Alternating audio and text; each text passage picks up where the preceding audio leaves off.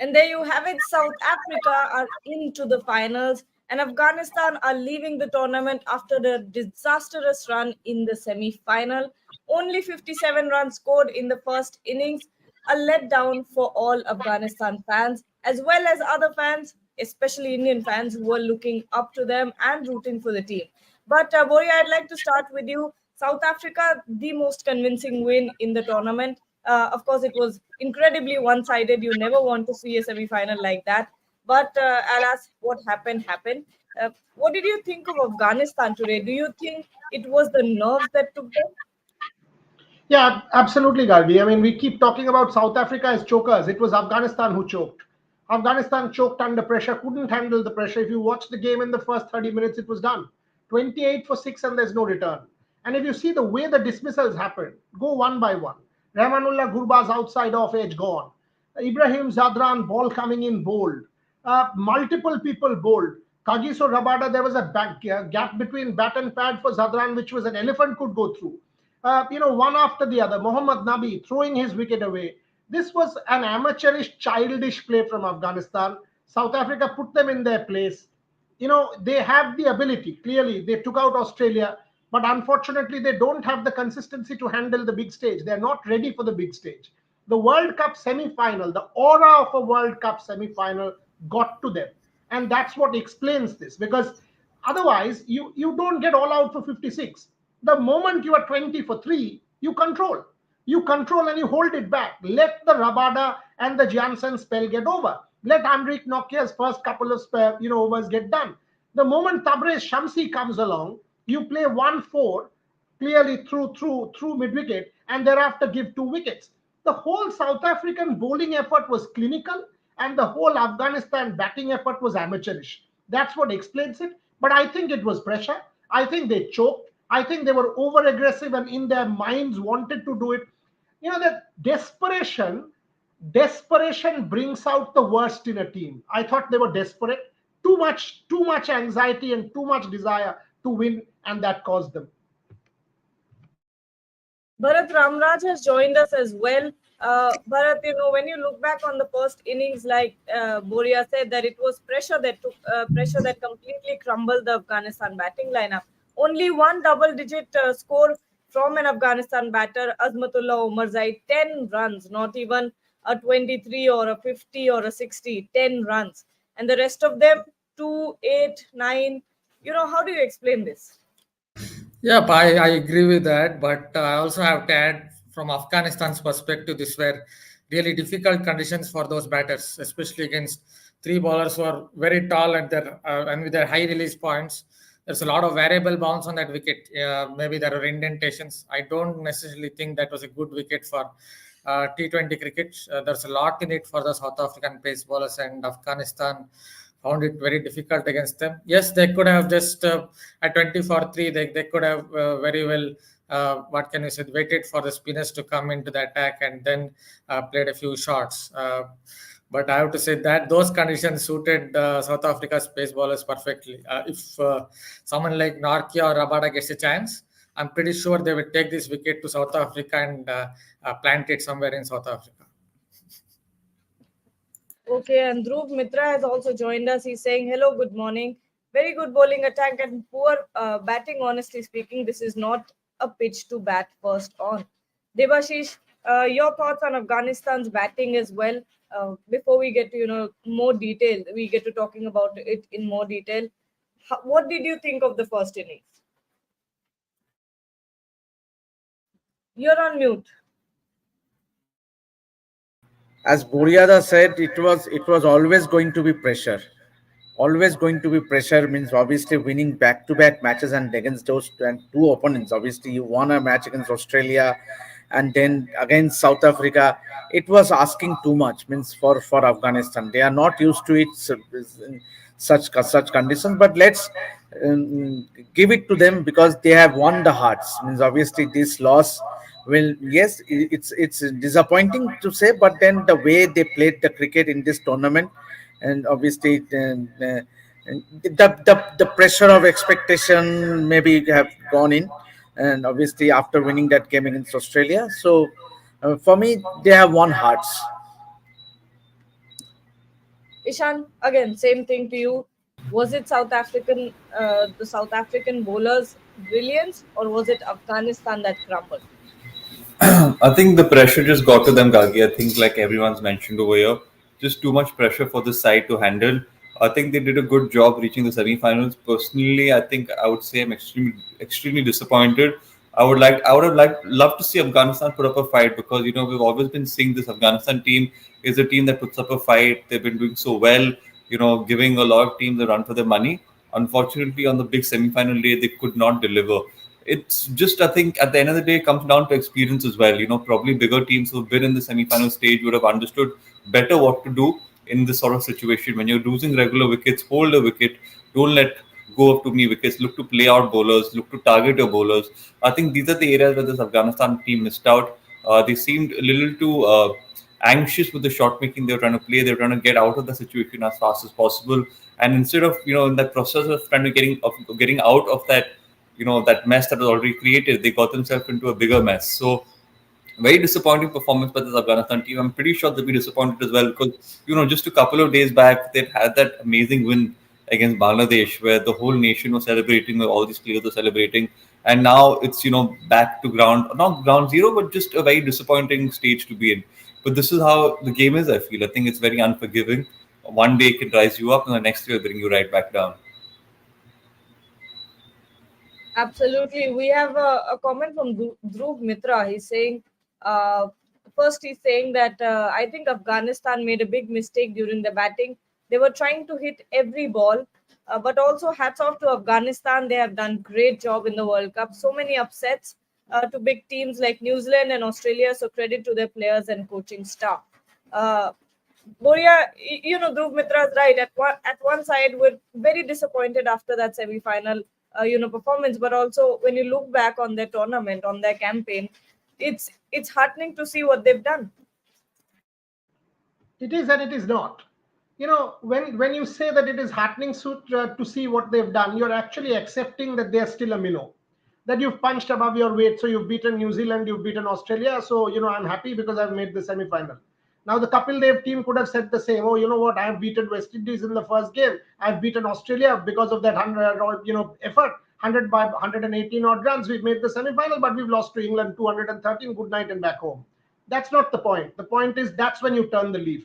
That's when you become a big team. That's when you push the bar, then you compete. Today you did not compete. You're playing a World Cup semi-final. You don't play like this. So, all this romantic talk and nostalgia about Afghanistan, all of us were building on it, and I was the first one. I kept saying this could be their 1983 moment. Sadly, it wasn't. It wasn't. And they disappointed you.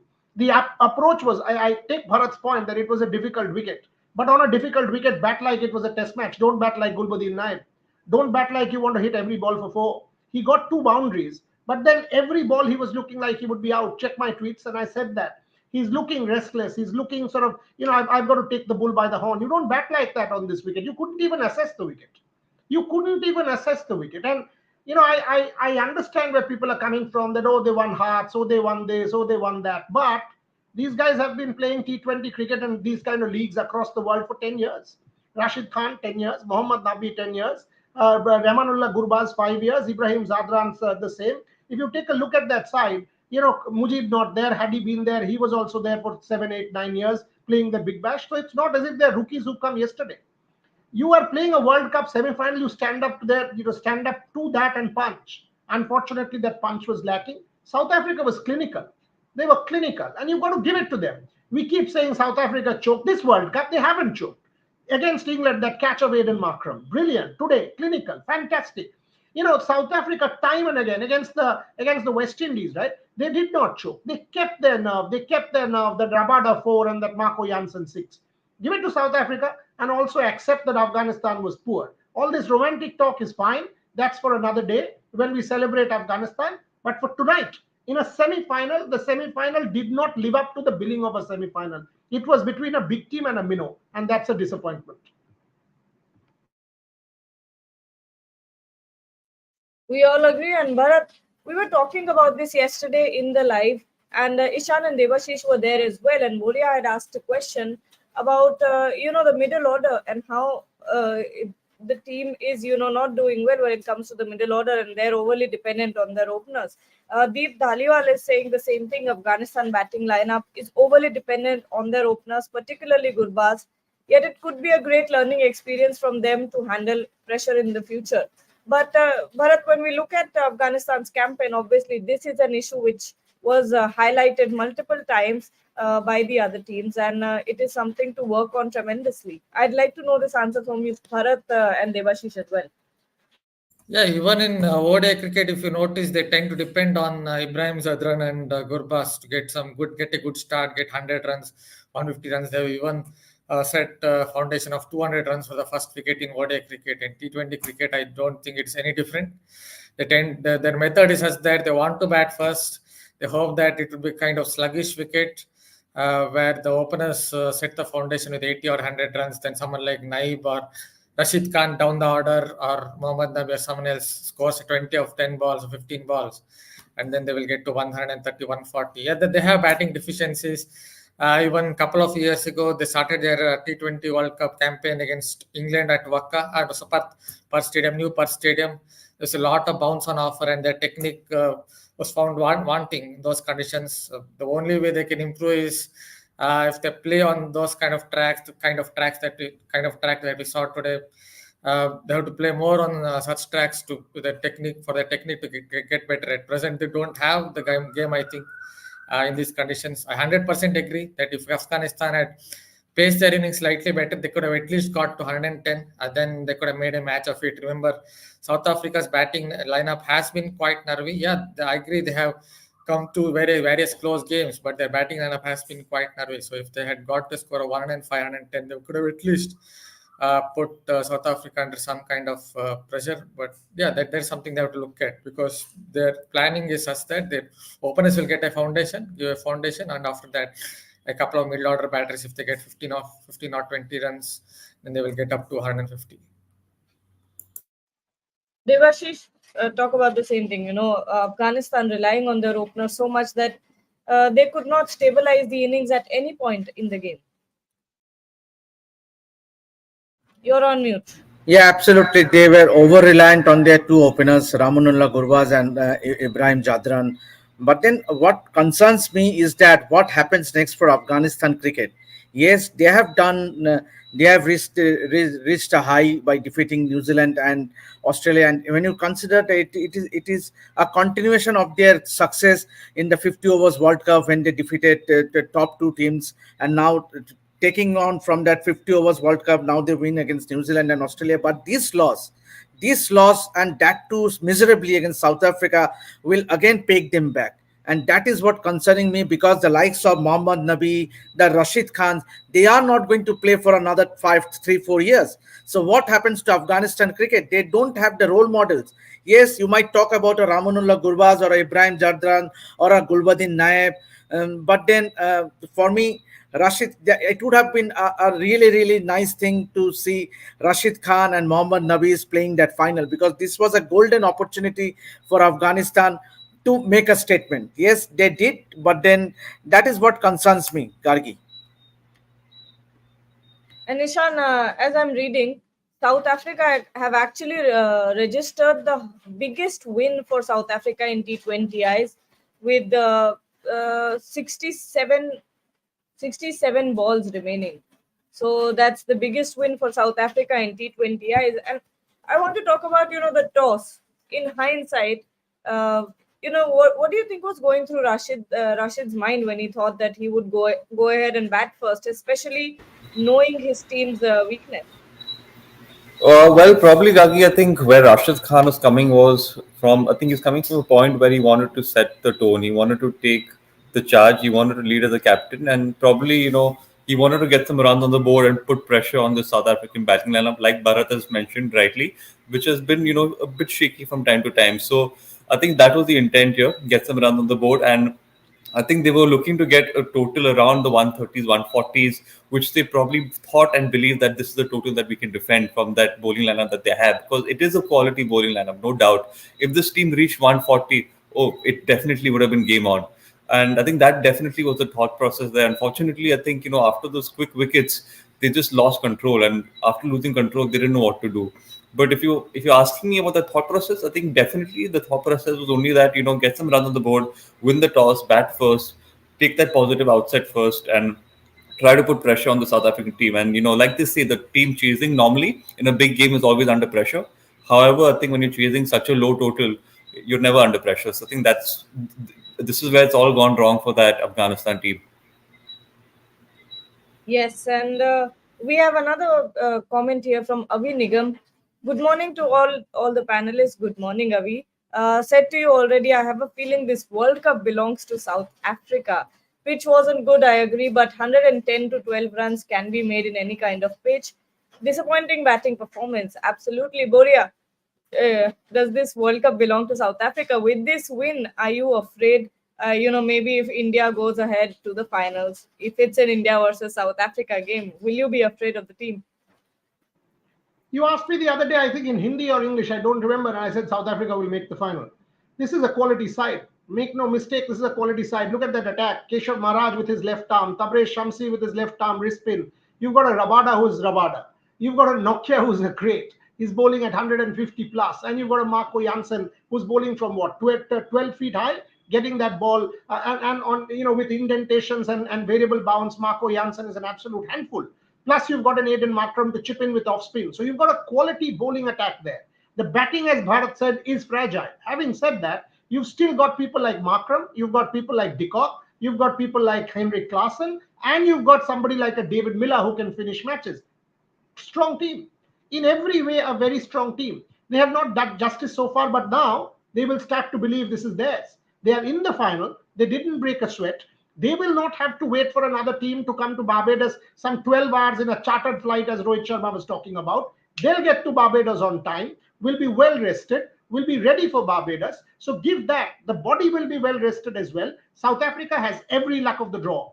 They have earned it. They have earned it and have a place in a World Cup final. And I won't be disappointed because you want a South Africa, which is a strong South Africa.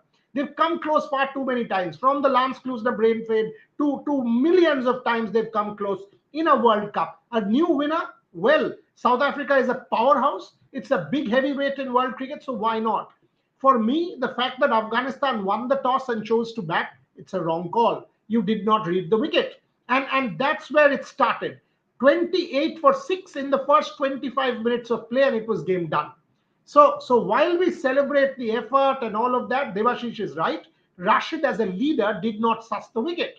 Rashid and Nabi could have finished on a high, and I don't even want them to win, but put up a fight. Had they changed track, the instruction from Rashid and Jonathan Trott and Dwayne Bravo should have come the moment the third wicket fell, saying, hello, down the shutters. Down the shutters and don't keep going for shots. Get to 120. Give us something to bowl at. Fazal Farooqi and Naveen ul Haq started very well. And then Rashid and the fellows could have put some pressure on South Africa. That didn't happen. This was, one way to play. And you came and kept doing that. And unfortunately, you were not able to compete. But yes, South Africa so far have ticked all the boxes, Gargi. Beating England, beating the West Indies, now taking out Afghanistan, topping the group, making a statement. So why not? This could well be their moment.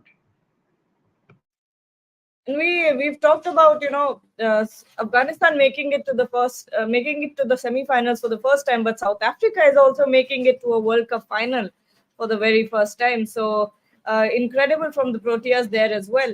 And we have Pat Cummins joining us. He's saying some Afghani players are trolling mighty Cummins. Now they know their place. It's great. Pat Cummins is coming in. We've had Pat Cummins. We've had Pep Guardiola. We've had Rahul Dravids. Great legends joining our show. But what do we say? Response is the best. I mean, I'm not surprised. Somebody is saying it's raining in Guyana. Devashish Ishan, is it raining still? No, it's not raining at the moment. Actually, a lot of people are asking, what is the weather right now in Guyana? No, it's not raining. It's not raining. It has stopped raining since 10 a.m. in the morning. And it is bright and sunny in the evening also. When we were out, there was no semblance of rain. So hopefully, but there is definitely forecast of showers. maybe overnight and in early morning. Yeah. We talked quite a lot about Afghanistan, but I think we need to address how dangerous the South African bowling lineup is. Ravada, Jansen, Keshav Maharaj, Tabre Samshi ran through the Afghanistan batting lineup. Bharat, what are you thinking about this bowling lineup? Is it one of the most dangerous attacks that you've seen? Yeah, it's a very good attack. As I said, these guys all are quite tall and they come from those high release points. The ball will come from those very high release points. Even if there is no variable bounce, a batter who is say around 5'6", 5 feet 6 or 5 feet 8 always has to look up. The ball is coming right from that high release. It's not an easy attack to face, especially if they get the lines and lengths right. I also feel Eric Siemens is a top class bowling coach. I've interviewed him a couple of times. He's a very slick bowling coach. Whenever Patirana plays for CSK, his bowling mechanics are right. If you see Marco Jansen, whenever he's not playing for South Africa, his bowling mechanics seem to go wrong. His front arm goes wrong. And whenever he plays for South Africa, his bowling mechanics are much better. So I have to give it to the bowling coach as well.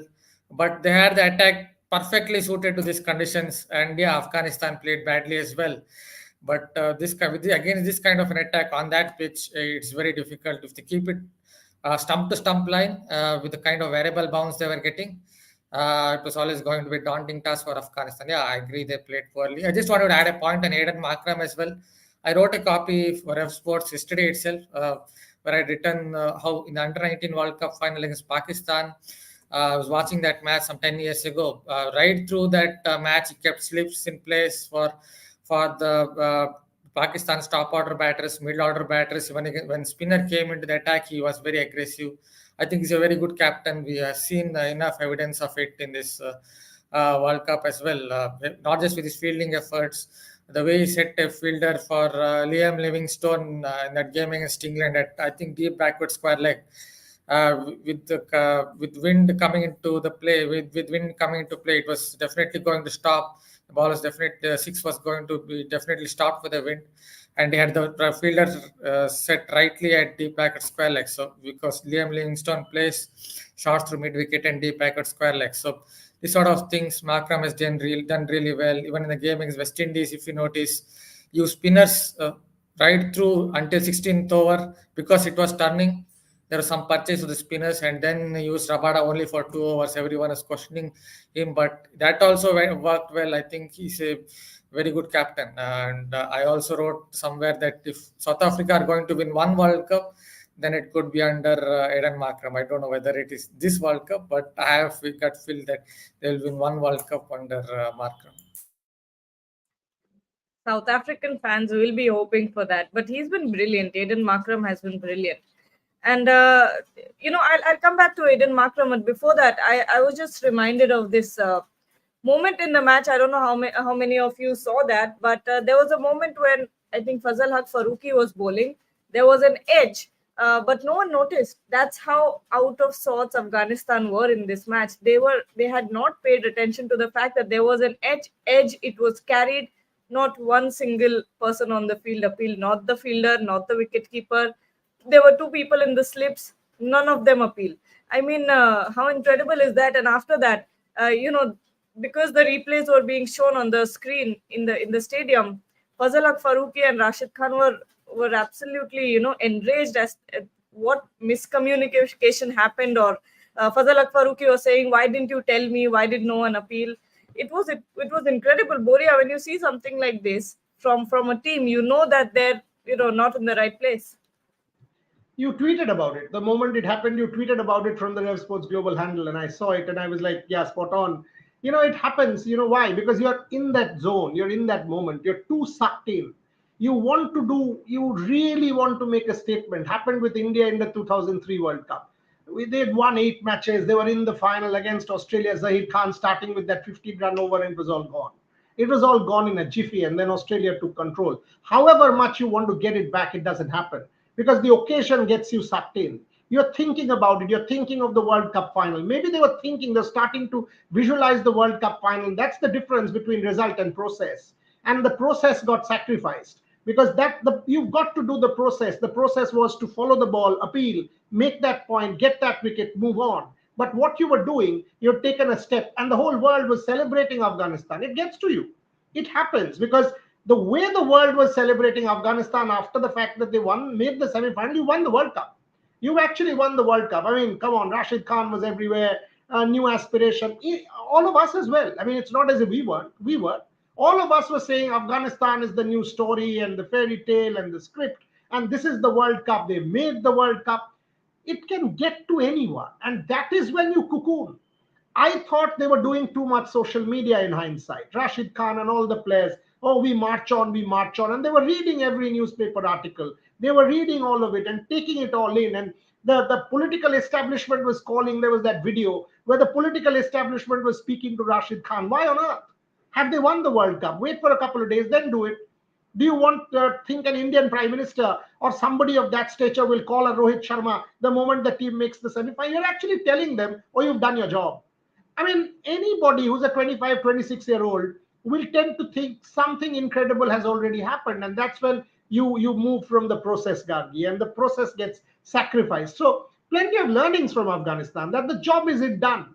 You have run if you're running a 1500-meter race, you've run 1300 meters really well. And then you start to look back and think if the competitors are catching up, they will. This is a South Africa, for God's sake. This is an India, for God's sake. These are top teams. You mean to say you'll easily win? No. And that catch exemplified what was wrong with this outing for Afghanistan. Somewhere something had snapped, and it had snapped with the toss. It had snapped with the batting effort. It continued on the field. Everything, point by point by point, the foundation was built on, how do I say, amateurish play, and that cost them the semi-final. Yep. Devashi Shishan, I want to know, South Africa making it to the finals is just as big a moment. And when you look back on the campaign, Aiden Markram, the way that he has led this team, it's been incredible to watch. Talk about Aiden Markram as the captain. Yes, Gagi, I think he's been fantastic for sure. But like we always said, your captain's only as good as your team. So I think this team's been, delivering on a consistent basis. And like Boyada, like Bharat have mentioned, it's a well-balanced team, well-rounded team, which makes the job of a captain much easier, much easier. Once you have a well-rounded team, you know exactly what duty a particular player has to carry out, and the whole process becomes very streamlined. So I think for the South African team, no better opportunity here. Markram is a very level-headed player as well. He tends to give out that same sort of calmness which we've seen in some of the most successful captains that have ever played the game of cricket. So I think Markram is someone that can possibly lead the side to that World Cup final victory. Obviously, all of us are hoping that does not happen. But yes, if there's one team, or if there's one South African team that can do this, it can probably be this one with that well-rounded nature and Aiden Markram as well as the captain. I can see Dada having a smile on his face. He probably doesn't agree with me again. But yes, this is what I feel. Gagi. Devashish, the last time you saw Aiden Markram as a captain, he ended up in tears at the Eden Gardens versus now into the finals. I would have loved to see Aiden Markram winning a game against Australia had Australia reached the semi-final. To put it very simply, obviously Afghanistan, yes, with due respect, Australia, Afghanistan cannot be the same in a semi-final class, in a knockout class. Means obviously, and definitely Australia would have won the semi-final had they faced Afghanistan, had they faced South Africa. But then yes, now South Africa are in the final. Obviously, the big challenge will be whether they can go on to win the World Cup. That will be Aiden Markram's biggest challenge, whether South Africa can lift the World Cup. Yes, against England or against India, whoever reaches the final, that will decide whether South Africa has it in them. Yes, Aiden Markram has done well so far, leading South Africa to the final, but then the real challenge will be to go on to lift the trophy. But Australia did not make it to the semi-finals. They lost by Afghanistan, then India. But anyway, Australia and Afghanistan are not the same, and that too in a knockout match. South Africa were always the favorites against Afghanistan. No, obviously, but suddenly we are thinking that Afghanistan will lose against South Africa 9 out of 10 times. That's true. But okay, Avi Nigam has pointed out it was Naveen ul Haq, not Fazal Haq Furuki. Yes, during that moment, that edge moment. But Naidu DJ is saying something that is quite interesting and something to ponder about. Not only social media effect, but also traveling, 4-hour flight delay. Boria Bharat, do you think logistics, the kind of delays that they've had, do you think it can have an impact that can ruin a semi-final? It can have an impact, yes, but will was this the reason for Afghanistan to lose the semi-final? No, it was quality. I mean, a 4-hour flight delay or things like that for a professional athlete. I mean, then you would have seen Rashid Khan not flinging around the way he was. The physical agility was not lacking. I mean, come on. This is like Michael Vaughan sitting in Mumbai and blaming India. This is hypocrisy of the ultimate order. And I keep reading Michael Vaughan's tweets. There should be a piece, Bharat, a piece, the hypocrisy of Michael Vaughan. It is a piece. I love that guy. Absolutely love that guy. I mean, he knows how to get social media brownie points. He knows what tweet will give him some likes and some stuff like that. And he tweets that he sits in Mumbai, gets his money from Indian broadcasters, and talks complete nonsense.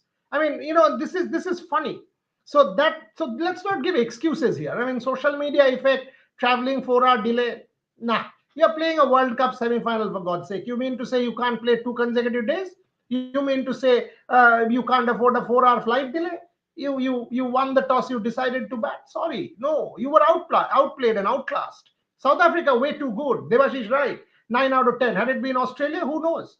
But you don't choose your opponent, so South Africa will say, "Get lost." I mean, I didn't choose Afghanistan here. I They came here and we took them out. And whoever comes in the final, we will take them out as well. From South Africa's standpoint, they needed this luck. 2003, they couldn't get that Duckworth Lewis right. 1999, and I was watching that match, by the way. You guys were hardly born. I mean, you were kids.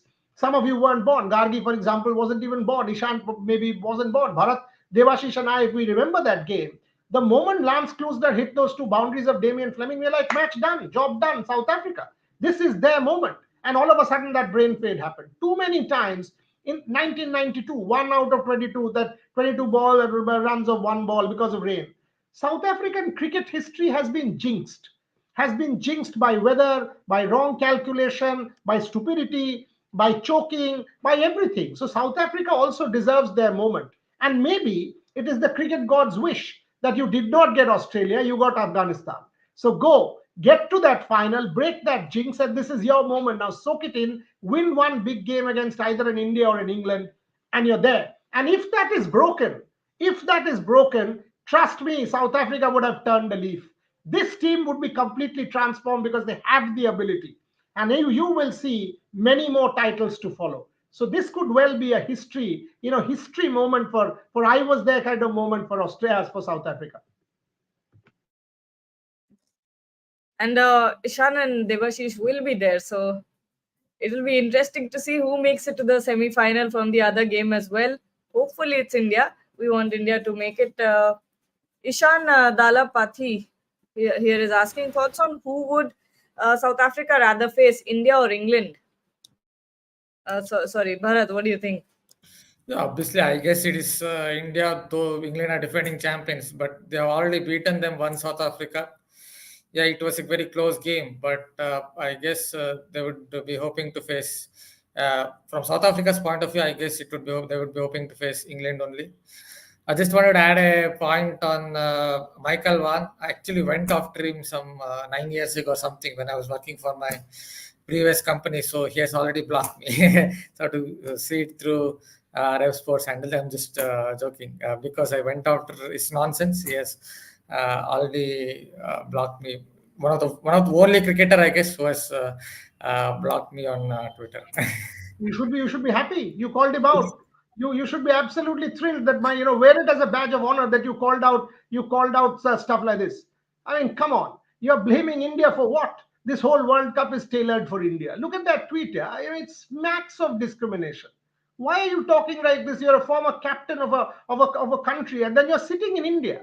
You're sitting in India, then have that kind of ethics, not to come to India, get Indian broadcasters' money, and then start being abusive. I mean, did you not know that the semi-final would be played in Guyana? Why did you not say then? Did you not know that the ICC has scheduled the semi-final, not the BCCI? Then go tell the ICC that you're a nincompoop organization, you're a limp organization. And did you not know that the ECB is a signatory to it? Of course, the ECB knew the schedule exactly like the other boards did. Go tell the ECB that you're a bunch of fools who have agreed to this. Why are you talking about India? Why are you talking about India sitting in India? And we are, the problem with us is we will retweet it. And this is an issue with Indians as well.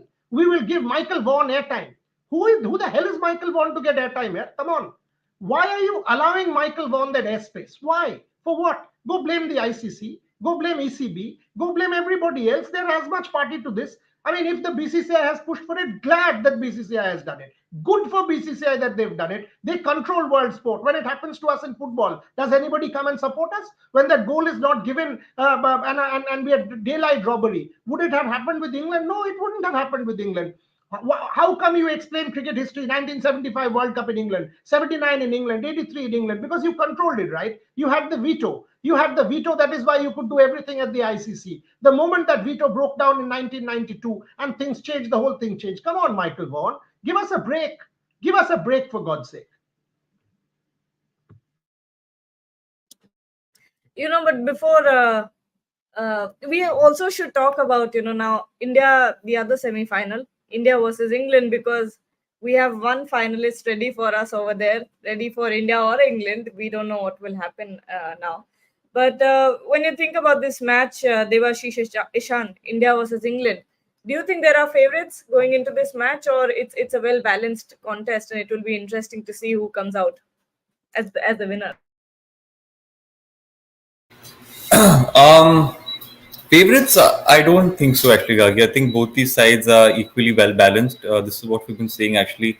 If you look at England, if you look at India, both of these sides have the potential to go on and win. This England team as well will, back themselves because they have that sort of firepower which can turn it up on that big stage when it really matters. And obviously, the Indian team with Rohit Sharma getting runs, the Pacers doing well, Kuldeep Yadav on a spinning wicket will also favor themselves. But at the same time, the England team also has the likes of Moeen Ali, Rashid Khan. Sorry, not Rashid Khan, Adil Rashid. So obviously, So obviously they as well have that sort of firepower. So it's going to be an interesting battle. It won't be one-sided for sure. At least I hope not, because you don't want to see another semi-final which is one-sided. But at the same time, if India managed to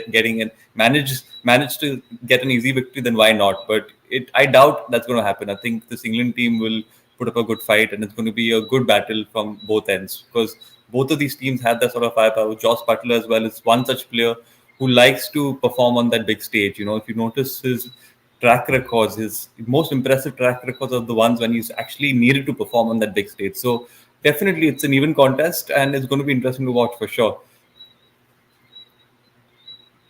Just to put a few things on record, Gargi. Put a few things. I mean, this whole preceding thing that Michael Vaughan and people are talking about. Let me give you this. In the 1992 World Cup, make note, Australia was guaranteed a pre-decided venue for the home semi-final if they made it. 1992, as early as 92, 32 years back, Australia was guaranteed a home semi-final. 1996, Pakistan was guaranteed a home quarter-final unless it was against India.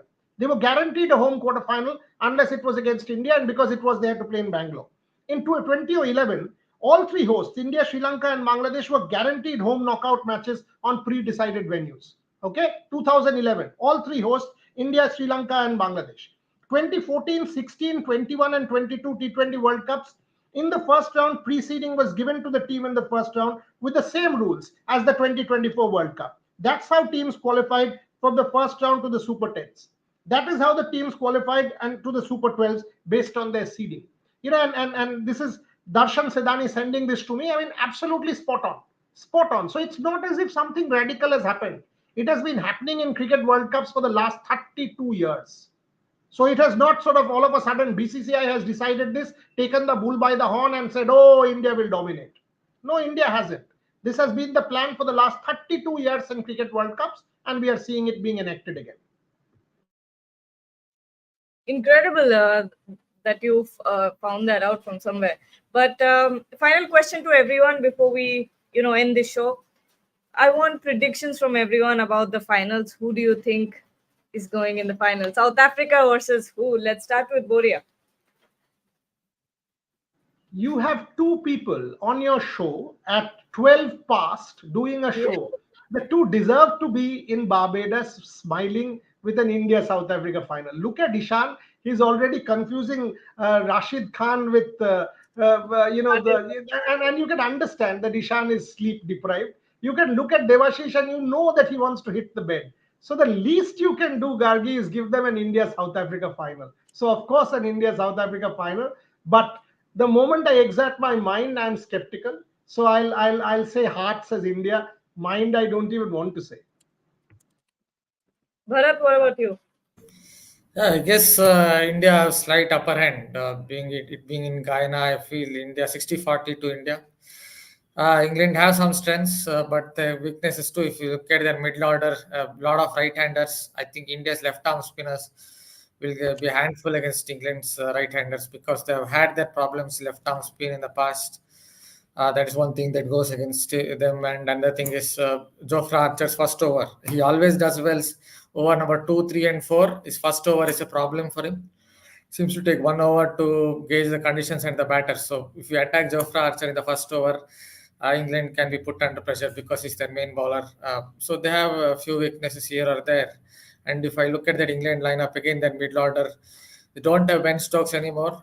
Those two World Cups they won in 2019 and 22, Ben Stokes played a part. When they were under pressure, it was Ben Stokes who did well for them. He's not there anymore in the T20 side. And even Jason Roy in 2019, he really pushed the case in Australia in a knockout game. Beating Australia in a knockout game is not easy, which is what England did in 2019 because of Jason Roy. Yeah, Bill Salt has some similarities with how Jason Roy plays, but he's still not Jason Roy. So they have a few players. Alex Hales as well. 2022, he really did well. So few of their players are missing this time around in 24. Somehow I feel there's a little bit of vulnerability in that England lineup. I thought they will reach the semis. In April in live show itself, I said they will reach the semis, but I don't think, even then, I didn't think they will go all the way. I think semi-final could be their last game. Devashish, please tell us. I don't know about Guyana, but it's pouring in Delhi right now for some reason. I don't know if you can hear the rain behind me, but it's beating against the window. Yeah, I would say that had the match been played at any other venues in the Caribbean, I would say England had a fair chance. But in Guyana, India should fancy their chances purely because the wicket here is favors the spinners, and India have a lot of quality in their bowling armory. So we don't all we are hoping that it is not a repeat of Adelaide. Obviously, India were beaten comprehensively, but then this time round we have a very good chance. India, Gagi, India for sure. I think this England team definitely has quality, but talking about the semi-final, I think the Indians might have that extra edge over to go over the line and reach that finals. So I'm hoping India does it, and it'll be great. I think it'll be really special if they can reach the finals and even see it through until then. But let's not talk too far ahead. But for now, India should beat England. Fingers crossed. Yes. All of us want India to go there, not only because we're all supporting the team, but also because Ishan and Devashish are there, and we want them to, have the best time over there at the finals. But thank you so much, Ishan, Devashish, joining us so late in the night. I don't want to keep you anymore. Bharat, Boria, thank you for joining as well. And to everyone who's watching, keep supporting us and like, share, and subscribe to the channel. Have a great day. Thank you so much.